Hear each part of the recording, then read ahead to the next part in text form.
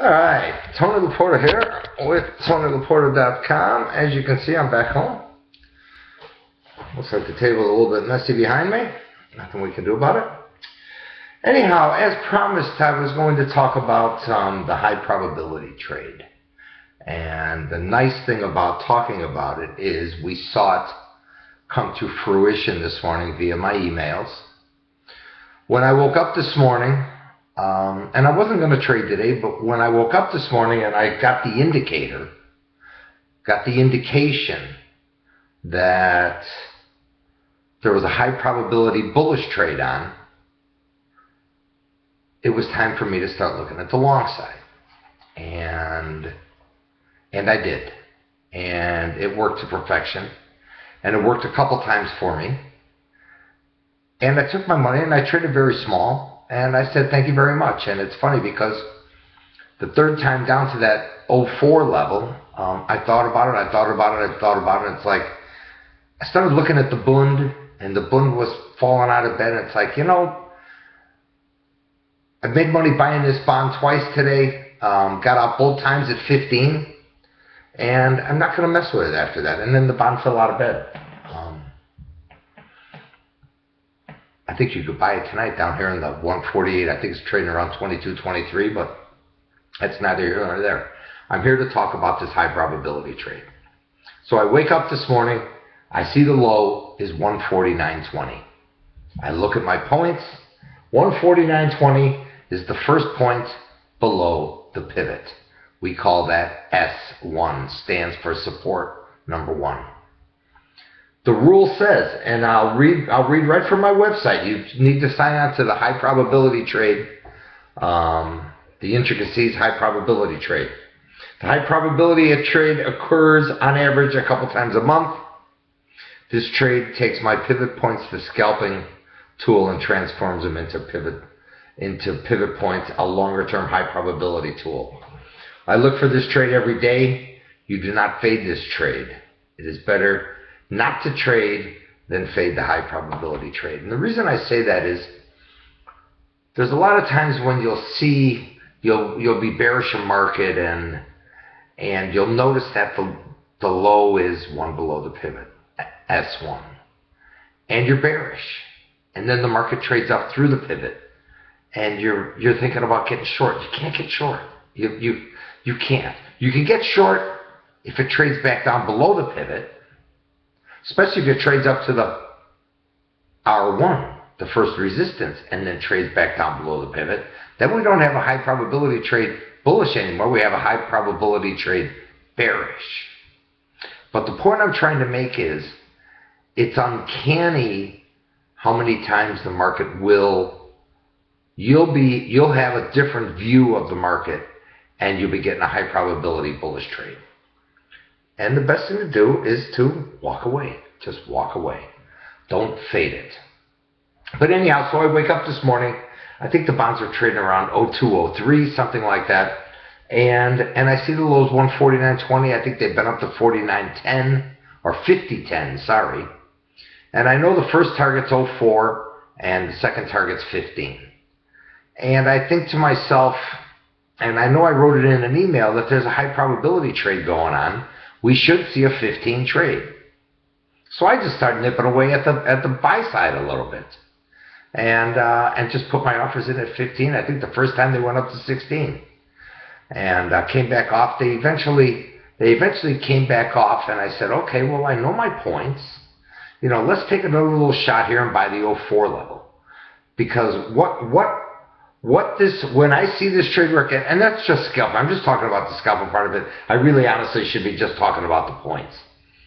But what happened was, so S1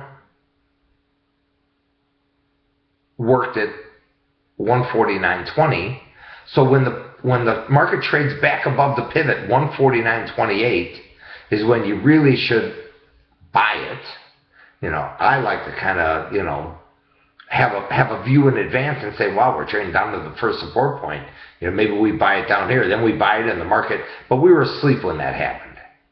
But if that happens like at 5 o'clock at night or something like that, that's something that, changes the whole playing field, shall we say. That's when you really start to thinking, wow, this could be a big move.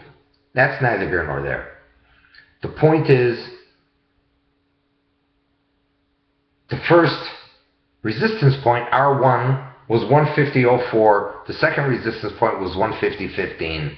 There's a very high probability, I can't remember what the numbers were, something like, 75% that we're going to go up to R1 and a 50% probability that we're going to go up to R2. 25% R3 and 10% R4. The shrewd trader, because my points are scalping points, the shrewd trader will just, get out at the first resistance, take half profits at the first resistance, take the balance at the second resistance, and shut the machine off. Because when you're scalping these markets looking for 2 to 3 ticks, to get on a trade like this, that is 8 ticks above 28 to 04 and and 19 ticks. That's a 27 tick trade on a 2 lot. That's almost $1,000 in the bonds. So that's what you're looking for. You're looking for the high of the day, or let's say in this case the bullish trade would be the low of the day, would be one below the pivot. You can tweak it a little bit, like 149.19 or 149.21. If those are the lows, let's say it was 149.21, then use 149.28.29 as your pivot. Tweak it a little bit, then look for 04 and 16. Or vice versa, 149.19 was the overnight low. When we wake up, then look for 03 and 14. Tweak the points a little bit sometimes, depending on where that low comes in. And then the same obviously applies on the top side. If the overnight, high would have been 150.04, then you start looking at, if the market trades below 149.28, it goes to 20, it goes to 09. Now today, and I thought about this, because not only did we have a high probability trade bullish, but then the market trades up to like 19. So the second resistance point is 15. When the market went through 28, there's a new trade on. And it's called the pivot equilibrium trade. Because now the high is 2 points and 4 ticks above the pivot. So I'm looking for 2 points and maybe add 4 ticks below the pivot. So the objective is actually 149.13. That target was met when it traded through 28. I mean, the market went straight through 28 and went straight down to like 19 or 20. I think it traded 19. And I don't think it ever traded back up above 24. So there were 2 trades in there. There was the second trade was the pivot equilibrium trade, when it went through that pivot at 149.28, because it stalled there a little bit, 27.8, and then when it went, and then there was another trade on. So anyhow, I will continue to look for these intricacy type trades. Basically, the high probability trade is, it's just as it reads here. I mean, it's just as it reads. But I look for, the higher the low. I mean, tonight I just looked at the mini S&Ps are rallying. So the first thing I looked at was the low. I think the low's 25.5. And I go straight to my points. 25.5. I go straight to my points, and we have nothing around. Actually, hold on. I have to do something else.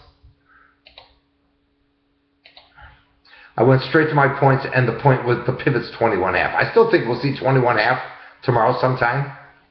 But so tonight, the low's 25.5. We got through 27, so take 1.5 off this 34.25.